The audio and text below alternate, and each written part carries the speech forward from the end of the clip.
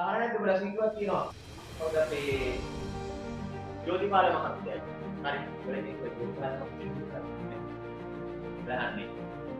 වර්තමානයේ හරි ජෝතිපාල මහත්තයා සිංහවක් තියෙනවා. කන්වර්ස් සර්ච් කරලා බලහල බලලා හරි.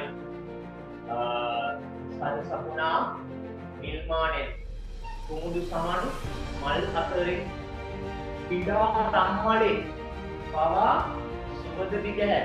හරි. ආදීන පිඩාරම්මල. පිඩාරම්මල ආදීන. මේ මල කියනවා දන්නවද? ඈ? පිඩාරම්මල කියන්නේ ඊළඟ සමල් ලෝකේ තියෙන කඩම මල. හරි.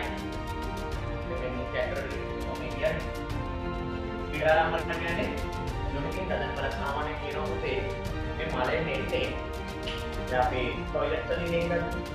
හරි බැසිකලි වලින් එනදද කියන්නේ අන්නේ වැඩ ගන්න ඉඩාරම්මලයි. හරි අපේ ජෝතිපාල කියන්නේ මොකද්ද? සල් සපුනා නිල් මහණේ හරි වුණා. සල් සපු නා හරි නිර්මාණය හරි ඊට පස්සේ සමාන පික්චර්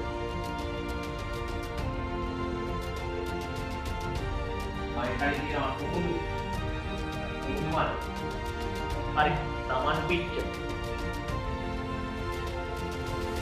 හරි සමාන පික්චර් මල් අතරේ හරි ඒ කියන්නේ මේ ඔක්කොම මේ මල් මොනවා සල් සපු නා නිර්මාණය කුමුදු සමාන පික්චර් මේ ඔක්කොම මල් මොකද සුවඳ මල් හරි ඒ සුවඳ මල් පස්සේ මෙන්න මේ ඉඩාරම්මල තිබ්බා මොනවා වෙනවද මුගෙනුත් සුවඳ එනවා. හරි දැන් මූ තනියෙන් හිටියොත් එහෙම මුගෙන් එන්න අතර টয়ලට් එක. හැබැයි මේක මෙන්න මුන් එක්ක ඉන්නේ. හරි මේ සුවඳ මල් එක්ක ඉද්දී මේකයිනුත් දෙනවලු පුතේ සුවඳ. ඉඩාරම්මලේ පවා සුවඳ දිගට. හරි. යාළු වුණාම අන්න එහෙම වෙනවා.